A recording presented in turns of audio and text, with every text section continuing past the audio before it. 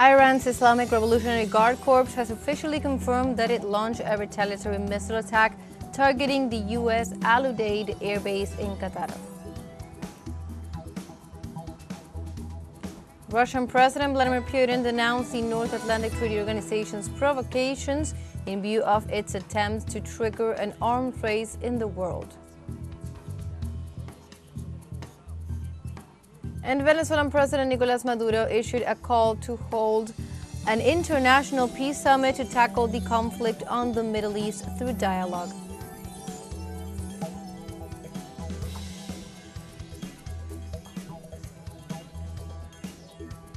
Hello and welcome to From the South. My name is Belén de los Santos. I'm from the teleSUR studios in Havana, Cuba. We begin with the news.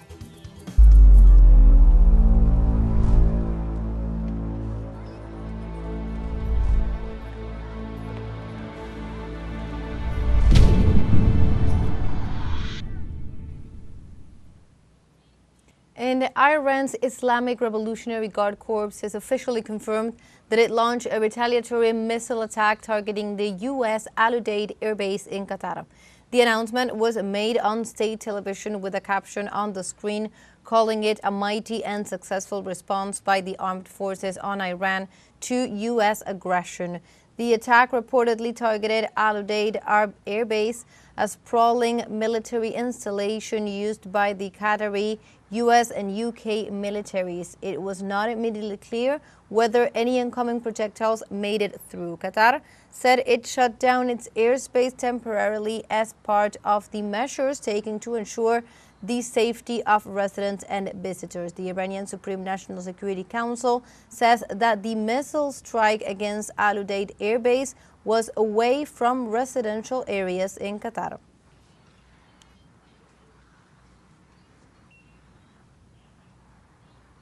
Going deeper into the topic, the Al-Udeid U.S. military base in Qatar, also known as the Abu Nakla Airport, is one of the two military bases southwest of Doha and the largest in the entire region. It is host to a forward headquarters for the United States Central Command as well as its air forces.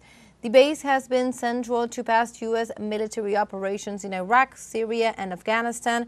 According to local press reports, the base housed more than 10,000 troops of the international coalition forces against the Islamic State and more than 100 operational aircraft.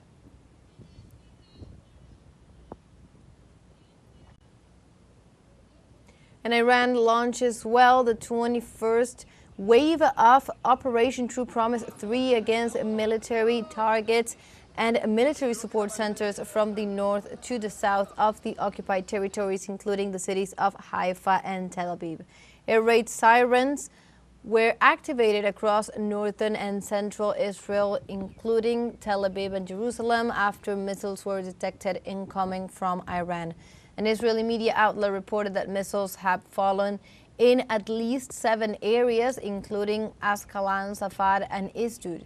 This phase of the True Promise 3 operation combines missiles and drones and is being carried out with the use of solid and liquid fuel missiles, in addition to special tactics designed to pierce the dense layers of the Zionist regime's defensive shield.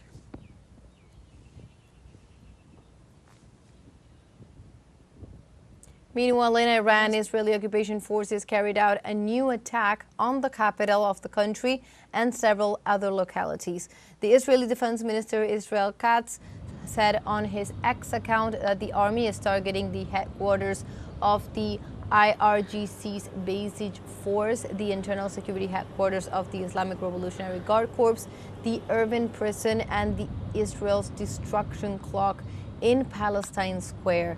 In addition, a spokesman for the Qom Province Crisis Management Headquarters says that the Israeli army has also attacked the Fordo nuclear plant in Iran just a day after it was a target of the U.S. attack.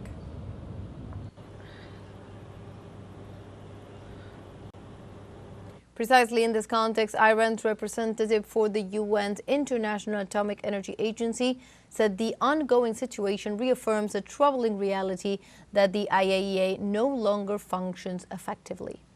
Present situation has reaffirmed the troubling reality that the IEA and broader non-proliferation regime established under the NPT is no longer considered functioning effectively by some in upholding its foundational objective and legal responsibilities.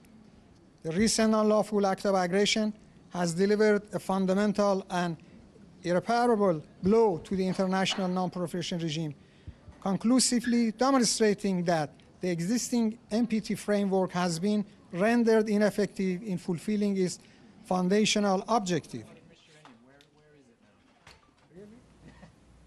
And for his part, Iranian Foreign Minister Abbas Araghchi arrived in Moscow on Monday for high-level talks, including a meeting with Russian President Vladimir Putin. The meeting comes a day after the U.S. carried out an unprovoked aggression on Iranian soil, targeting 3 peaceful nuclear facilities. The U.S. aggression followed more than a week of Israeli attacks, which began on June 13th with the assassination of senior military commanders, scientists, and civilians, prompting Iran to launch a large-scale retaliatory operation. In this context, upon his arrival in Moscow, Araghchi stressed the importance of the visit, noting that these developments have added urgency and depth to the talks with Moscow, including that with President Putin, to discuss joint responses to emerging threats and shared challenges.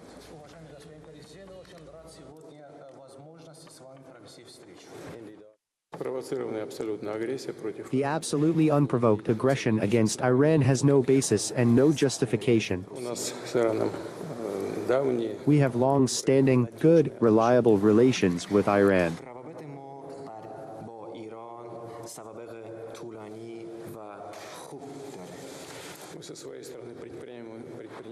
For our part, we are making efforts to provide assistance to the Iranian people.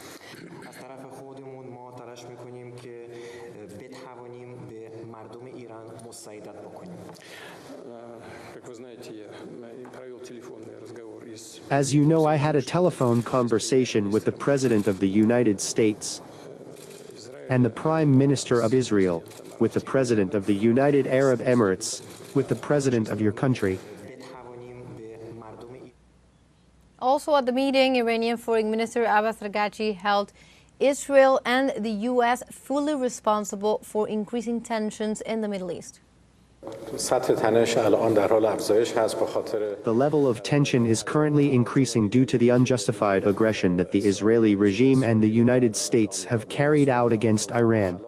These attacks are against the UN Charter, they violate international laws, and the Islamic Republic of Iran is currently engaged in legitimate self-defense in response to these aggressions. We thank Russia for its very firm and correct positions in condemning these attacks. Russia is acting in the right direction in accordance with international law. And now we have a short break coming up, but first, remember you can join us on TikTok at teleSUR English, where you will find news in different formats, news updates, and much more. We'll be right back. Stay with us.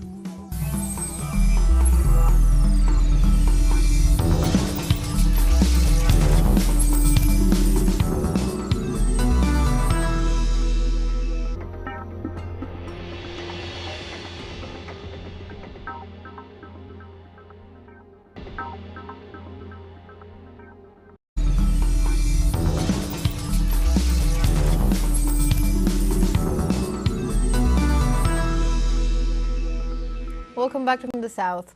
Russian President Vladimir Putin denounced the North Atlantic Treaty Organization's provocations in view of the attempts to trigger an arms race in the world. In a recent speech to military academy graduates, the Russian leader reported that NATO plans to announce the launch of a large-scale program to further increase the alliance capabilities, adding that to implement it, the military budgets of NATO countries will be increased. For its part, President Putin said that Russia would continue to develop its armed forces as a guarantee of its sovereignty, while informing that extra-regional forces are getting involved in the Middle East conflict. Планы нанесения России стратегического поражения. 20 February 2023, At the next NATO summit, it is planned to announce the start of a large-scale program to further increase the capabilities of the alliance. To implement it, the military budgets of NATO countries will be increased. Meanwhile, the bloc's members are already spending more on military purposes than all the countries of the world combined. From this, it is clear who is really provoking global militarization and the arms race. And on Monday, Venezuelan President Nicolas Maduro issued a call to hold an international peace summit to tackle the conflict on the Middle East through dialogue. Through a letter read by Vice President Delcy Rodriguez before the full diplomatic body accreditation in the nation, the Venezuelan head of state called for respect for international law and the UN Charter and for a peace summit with the participation of heads of state and mediated by the Arab League. In addition, the Venezuelan president proposed a zone free of nuclear weapons and called for the nuclear disarmament of Israel, while further denouncing the ongoing genocide of the Palestinian people and the Israeli aggression to Iran.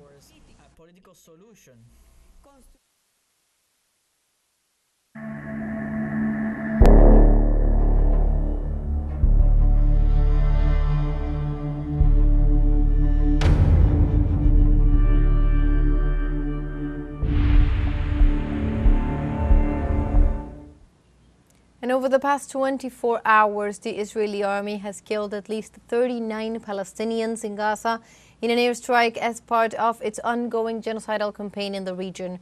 Health sources reported that the Israeli army wounded 317 people in various locations throughout the Gaza Strip during the attacks.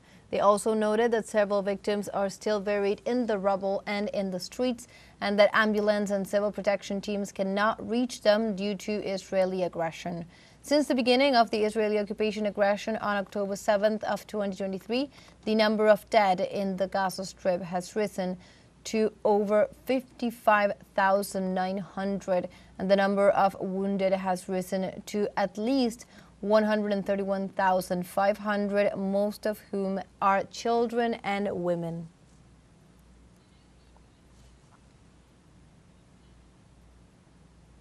Meanwhile, in the Gaza Strip, the Hamas resistance movement battled Israeli occupation forces in Tel Al-Mintar. Snipers shot down an Israeli soldier east of the Shuheiya neighborhood, east of the city, and shelled Israeli army vehicles positioned there. As part of the Stone of David series of operations, the Al-Qassam Brigade released footage of a complex ambush against Israeli military vehicles on the supply line in the Al-Zana area east of Han Yunis. According to statistics, more than 42 Israeli soldiers have been killed since early June.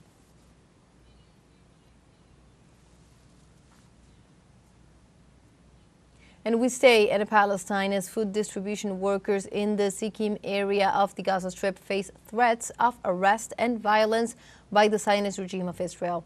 Amidst bans on entry and distribution of basic supplies, Gazans attend aid centers despite the presence of occupation forces in order to access supplies. It should be noted that Israeli forces keep the border crossings closed and prohibit the entry of international humanitarian aid, leaving thousands of people without access to food and medicine.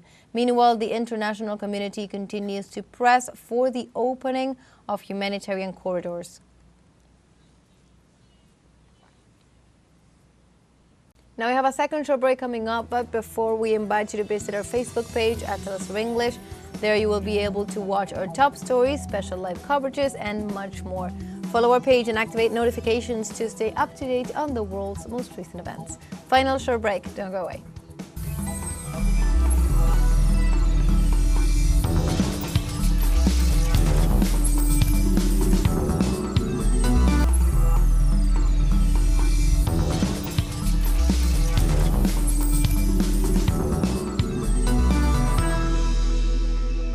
Welcome back from the South. We continue with more information.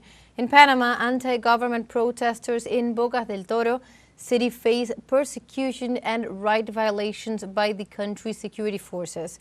Protesters reported that police forces are arresting, beating, and shooting unarmed people and indigenous groups in the country.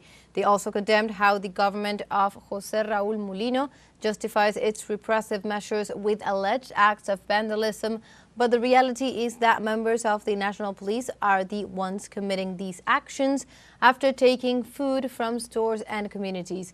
In recent days, a young man was killed while exercising his right to protest, an action that led to the escalation of the Panamanian people's struggle despite the executive's obstacles.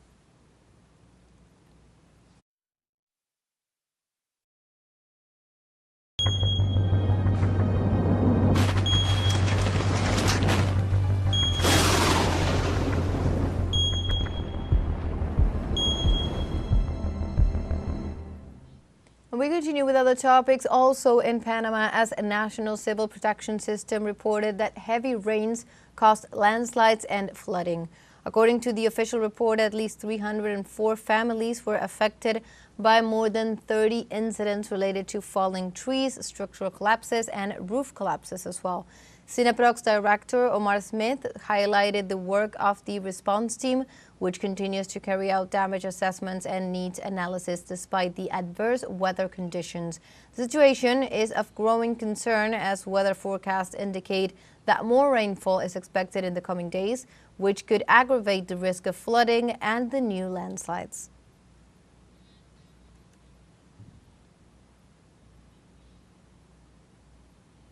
The Colombian government announced on Sunday that at least 57 military personnel had been kidnapped on the orders of dissidents of the now defunct FARC guerrillas in the department of Cauca in the southwest of the country. According to information provided by the Ministry of Defense, a group of uniformed soldiers was the victims of an assault by several civilians and members of the military structure Carlos Patino. The events took place in two phases, one in the rural zone of the municipality of El Tambo and the other in the east of the same region. Witnesses say that they were intercepted by more than 200 men. Both the presidency of the country and the Office of Defense have demanded the immediate liberation of the soldiers from the irregulars.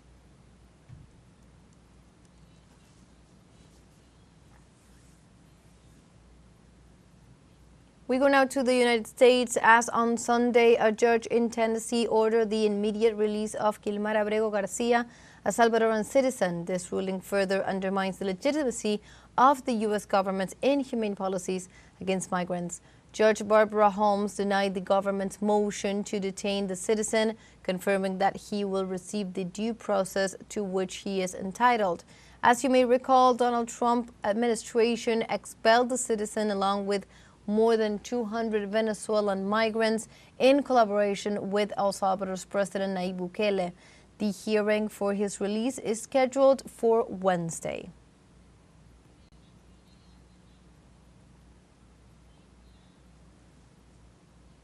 And in the United States, Columbia University graduate and pro-Palestinian activist Mahmoud Khalil, who was jailed after student protests denouncing the U.S. support to Israel, denounced upon his release the actions of his alma mater.